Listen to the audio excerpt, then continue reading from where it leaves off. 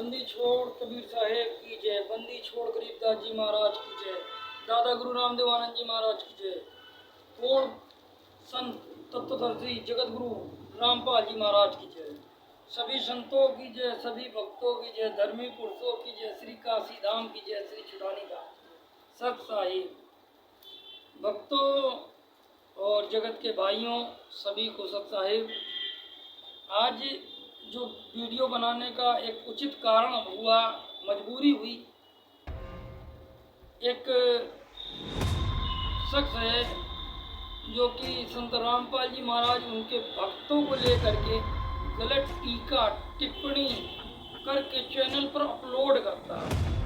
अपना चैनल पर सिवा संत रामपाल जी महाराज की निंदा के उसका कोई काम ही नहीं।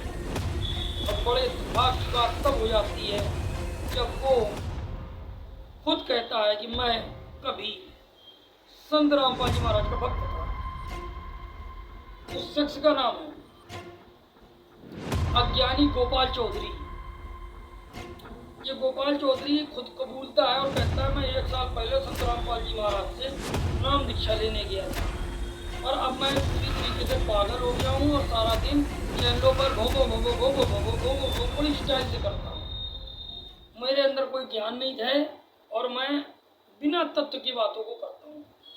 ये गोपाल चौधरी वीडियो बनाता है और उल्टा सीधा विचार रखता है, प्रश्न पूछता है, कहीं नामदान सेंटरों पे जाकर के कॉल करता है, कहीं किसी भक्त को कॉल करता है।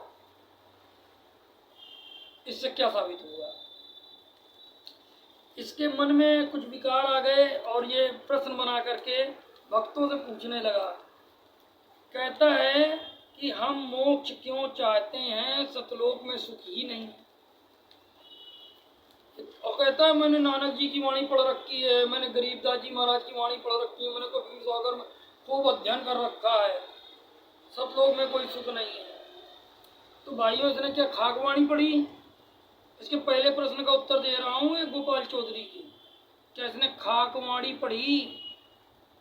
जबकि जो भी संत सतलोक गए, जिन्होंने दर्शन किया परमेश्वर कबीर के,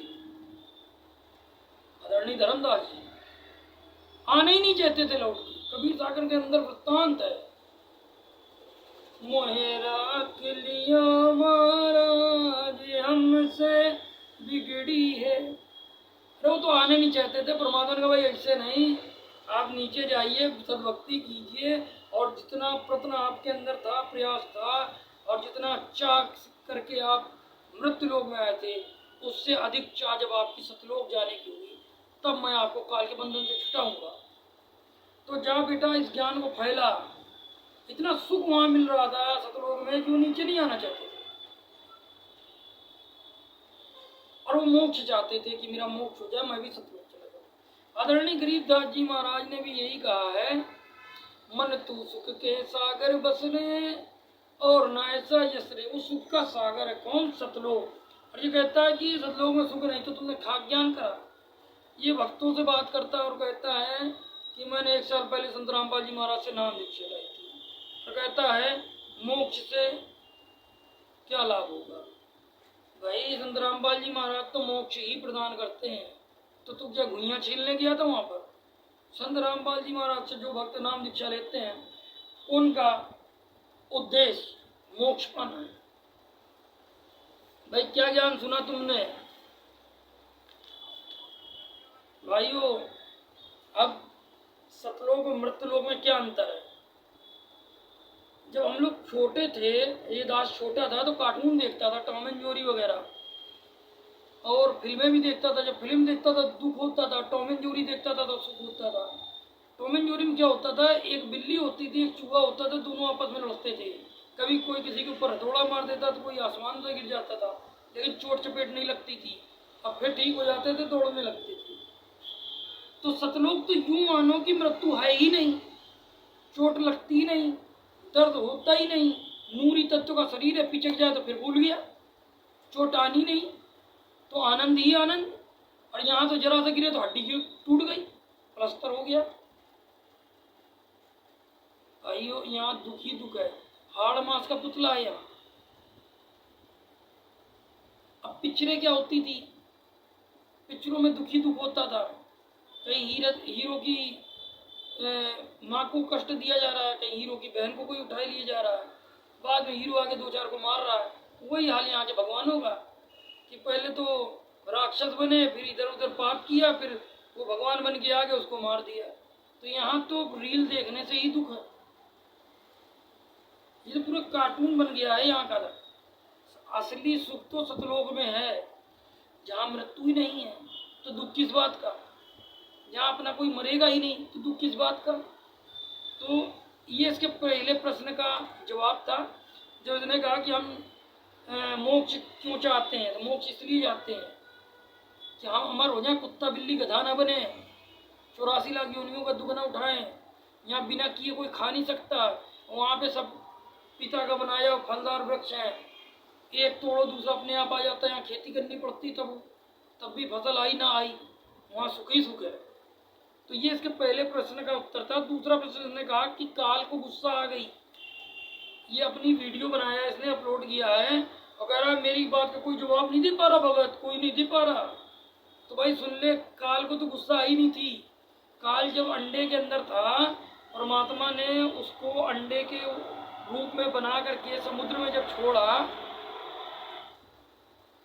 तब अक्षर पुरुष को क्रोध आया था, और अक्षर पुरुष ने की नींद भंग हुई थी, वो उन्होंने क्रोध करके इसको देखा था। तो पहले तो तूने सृष्टि संरचना नहीं ढंग से सुन रखी, व्यर्थ की बात करता है। फिर कहता है वहां पर लालच भी है, जीवात्मा काल की तपस्या को देख कर लालच हो गई। भैया जिन्होंने लालच किया उनको परमात्मा ने निष्कासित कर दिया। सतलोक में कोई लालची व्यक्ति रह नहीं सकता, कोई क्रोधी व्यक्ति रह नहीं सकता, उसको निकाल देते हैं परमात्मा। हट, पहले शुद्ध हो फिर यहाँ आने योग्य होगा। समझ में आ रही होगी, कान खोल के सुन लो। सतलोक एकदम प्योर स्थान है, वहां पे अगर जरा सा भी आप गलत करते हैं तो परमेश्वर निष्कासित कर देते हैं। और जब तक आप गलती मान के दंड भोग के शुद्ध नहीं हो जाते हैं और दोबारा कान पकड़ लेते हैं, अब गलती नहीं करेंगे, तब तक नो एंट्री है। वो तो एकदम अच्छी आत्मा ही रहती वहां पर। जिन्होंने हाथ उठाया था, दुर्गा के साथ हाथ भरा था, आपने सृष्टि संरचना ना पढ़ी तो फिर तो पढ़ लेना। जितनों ने हाथ उठाया था, परमात्मा का विद्रोह किया था, सबको। बाकी अच्छी आत्मा रखते हैं परमात्मा। और यहाँ पर भी जो अच्छे बन जाएंगे, अपनी गलती सुधार लेंगे, वो फिर से सतलोक पहुंच जाएंगे, फिर सुखी हो जाएंगे। परमेश्वर कबीर अपनी वाणी में कहते हैं, हम ही सराफा जोहरी कहिए, हमरे हाथ सबके लेखनी बइये, और ये सब खेल हमारे किए, और हमसे मिले सो निश्चय जिए। हमसे मिलोगे तो निश्चय जियोगे भाई। फिर इसने ऐसे छोटे मोटे 3-4 प्रश्न किए थे, जिसका भली भांति हमने उत्तर दे दिया है। अब ये कहता है कि अनुराग सागर, कबीर सागर मैंने पढ़ रखा, उसमें एक वृत्तांत आया है कि 137 नंबर पृष्ठ पर, कि वो सारी किताबों को मिला करके एक किताब बनाएगा, और वो काल का दूत होगा और अपने आप को कबीर कहलाएगा। तो भाई पहली बात तो तू पूर्णता ज्ञानी है। 137 पृष्ठ नंबर पे ऐसा कहीं कुछ नहीं लिखा है। वहाँ पर अनुराग सागर में 137 पृष्ठ नंबर पर विजय दूत का वर्णन आया है। अभी देख लेते हैं।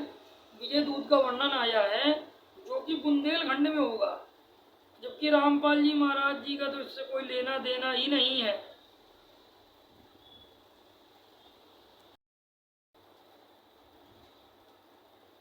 प्रश्न नंबर 137, यहाँ पर धर्मदास जी और परमेश्वर कबीर की वार्ता हो रही है, और धर्मदास जी महाराज को परमेश्वर कबीर ज्ञान दे रहे हैं कि जो मेरा नाद पुत्र होगा, जिसके पार्षार्थ सबद्रण होगा, उसकी बात तेरे बिंदु वाले मानेंगे तो वो भी पार उतर जाएंगे। उसके बाद परमेश्वर चौथे नंबर पर विजय दूत का वर्णन कर रहे हैं। अब तुम सुनो विजय को भाऊ, एक एक तेई बरनी सुनाऊं, बुंदेलखंड या प्रगटे जाई, ज्ञानी जीवी नाम धराई, शाखा भाव को भक्ति दिनाई,